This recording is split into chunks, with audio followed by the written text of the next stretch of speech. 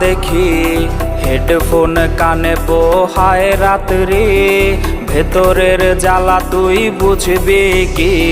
ছলনাময়ীর কাছে হয়ে গেছি পর, রাত হলে ঘুমটাও স্বার্থপর।